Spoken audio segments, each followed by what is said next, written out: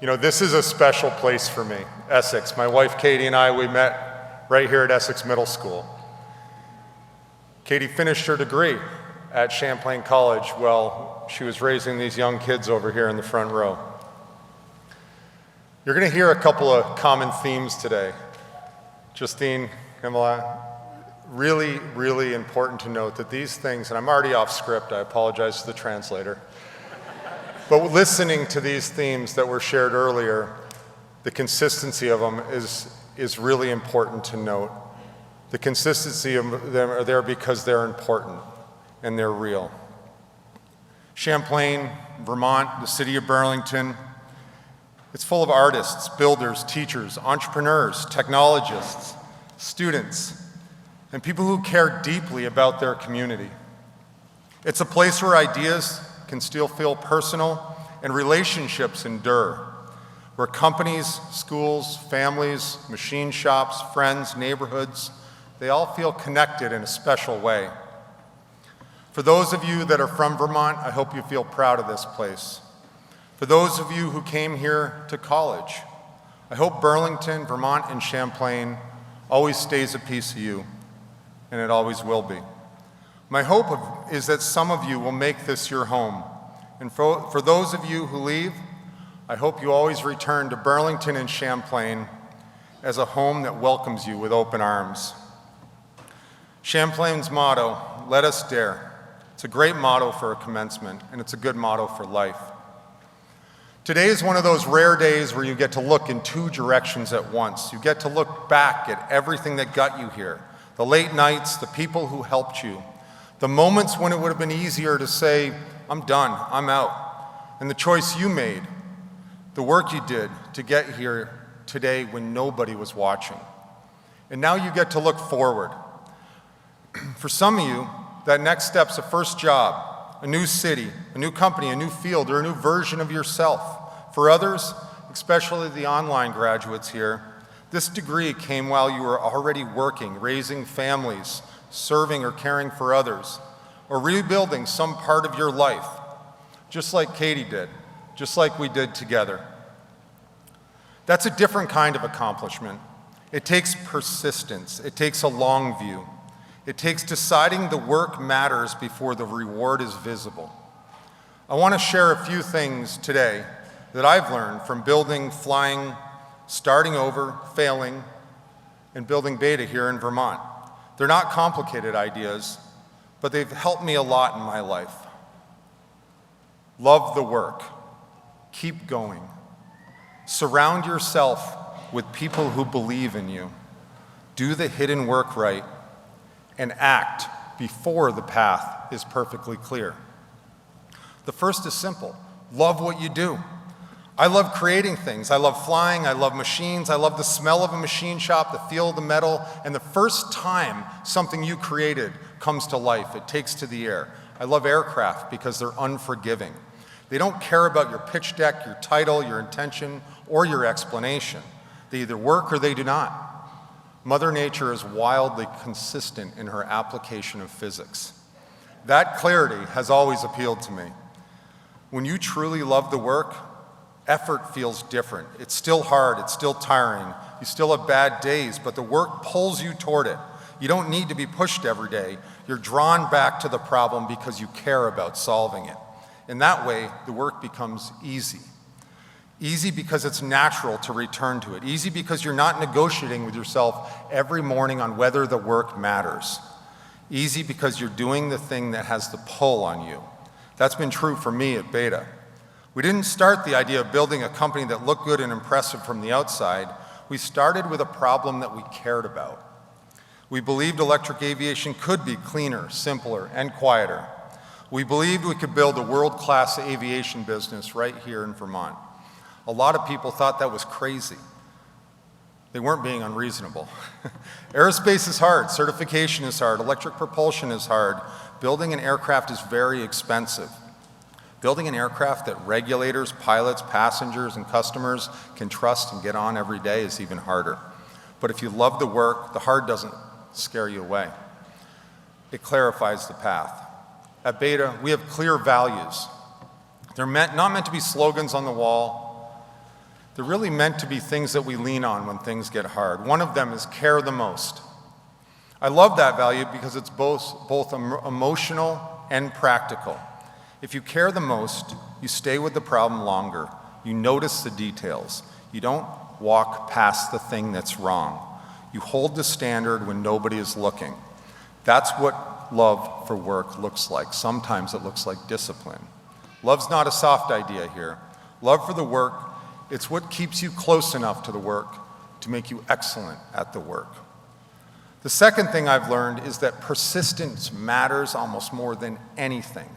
My friend and colleague, Martine Rothblatt, she has a saying, persistence is omnipotence. I believe that, but I want to be clear about what I mean. I don't believe in patience. At least that's not a good word for me. Patience is the ability to accept delay without frustration. That's never sounded like me. Persistence is different. Persistence is active. Persistence is not sitting still and waiting. Persistence is putting one more stone on the wall. I build stone walls. That's what I was doing this morning. I sent you a picture. If you look at a wall as a whole, it can feel impossible. Too many stones, too many cuts, too much time. You're not going to build the wall in a day or even a week, but that's not the job. The job is to pick up the next stone, look at it, turn it, analyze it, figure out where it goes, and then place the stone. Then do it again and again. And that's how hard things are built. That's how Beta's been built.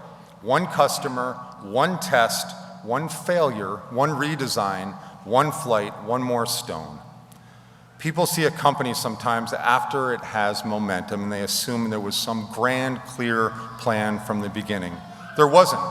There was conviction. There was persistence. We kept going when test fails. We kept going when the answer wasn't obvious. We kept going when the problem was harder than we wanted it to be. That's what I would ask for you to leave here today remembering. Don't expect the wall to be built in a day. Don't confuse a slow start with failure. Don't confuse difficulty with evidence that you're on the wrong path. Some of the best things in life require the ability to defer gratification. That's true if you're building a company. I pitched Beta for 13 years. 13 years of rejection. And it did one thing. It helped me clarify the vision.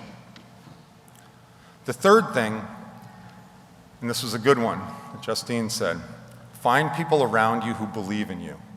I have that. I have my wife, Katie. She's given me the ability to take risks. Not because she thought every idea would work, not because she thought I wouldn't make mistakes. She knew I'd make mistakes. I've made plenty of them. But she believed however I landed, I'd land. Katie has always understood something important.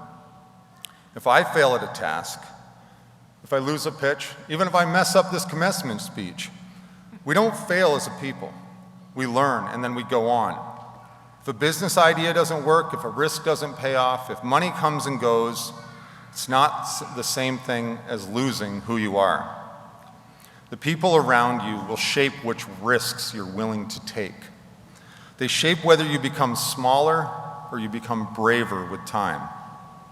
So choose carefully. Find people who tell you the truth and challenge you. Find people you know that are imperfect, or that know you are imperfect and they believe in you anyway. And then go do that for somebody else. Be there for them before the outcome is obvious. Give them room to make mistakes. Give them the truth when they need it. Give them confidence to take the next step. That's how people grow. I've learned a lot of this from the chair of our board. His name's Chuck Davis. Chuck has a way of listening that makes people better. He cares about people in a way that's not performative. He invests in other people's success and he treats people kindly. These sound like simple things. They're really not. Listening is hard when things are moving fast. Caring is hard when the pressure is high. Investing in someone else's success is hard when you're worried about your own. And treating people kindly is hard when the stakes are real and your day isn't going very well. But those things are the things that people remember. They remember whether you listened, whether you cared, whether you helped them grow, whether you treated them with dignity when you had the leverage. That's leadership. That's friendship. And that's how you build trust. And trust is how you enable someone else's greatness. The fourth is doing the right thing when no one is looking. In aviation, that's not a slogan, that's the business. Most things that matter on an aircraft are things that people will never see. The routing of a wire, the quality of a bond, the torque on a fastener. There's no crowds for that work. There's no social media post. At Beta, we fly what we build. That means we live with the consequences of our own work. It means the quality of the hidden work matters. That lesson, it fits well beyond aviation. Your life will be shaped not what you do when people are watching. It'll be shaped what you do when no one's watching. How you prepare, how you treat people that can't help you, and maybe people you'll never see again. How carefully you do the small things. Pride in hidden work is one of the clearest signs of character. And character compounds, and the person who does the hidden work becomes trusted. And trust is about the most valuable thing you can ever build. The fifth is to act before the path is perfectly clear. When I say this, I'm talking about embracing risk, reaching out, putting your arms around it, embracing the risk. Not for the purpose of adrenaline, not for doing something reckless just to feel alive. I mean the bold move, starting a business, committing to someone, starting a new career, moving to a new city, and maybe building a home, taking responsibility for a problem that doesn't yet have a clear answer. Doing nothing or staying put, that's often the default. It can look safe, it can look responsible, you can look like the adult in the room, but a bias for the action, that exposes the issues. It gives you something to charge at. It turns fear into information. You can analyze forever, you can make presentations forever, you can debate forever, but at some point the aircraft has to fly. That's when the ultimate learning happens. That's when you find the real issues. The goal is not to be reckless. The goal is to act with enough courage and boldness to create the evidence, to make the move, to learn, to adjust, and to keep going. As an entrepreneur and a builder, I've also learned that it can be good to have a little less time and a little less money than you think you need. Said differently, start before you think you should, and when you don't have the resources or the experience, because they will come. Constraint, it drives pragmatism and urgency. It forces you to simplify. It forces you to make choices. It forces you to stop admiring the problem and start solving it. Too much time, it can make things complex. Too much money, you can confuse spending with progress. Constraint forces you to know what matters and delete what doesn't. The last thing I'll leave with you is choose a standard for your life and then live up to it. When you build anything real, a product, a company, a career, a family, a community, or even a relationship, there's no hiding from the real work it'll take. You can explain it, you can market it, you can make it look good from a distance, even on social media, but in the end, the thing either holds up or it doesn't. The standard you hold when no one is watching becomes the standard people will eventually see. Champlain has helped to prepare you to get ready for work, for life, and ready to make a difference. Skills matter, practical ability matters. But where you choose to aim those skills, I would argue, it matters even more. So aim them at something you care about. Aim them at something that you love. You don't need to have your whole life figured out today.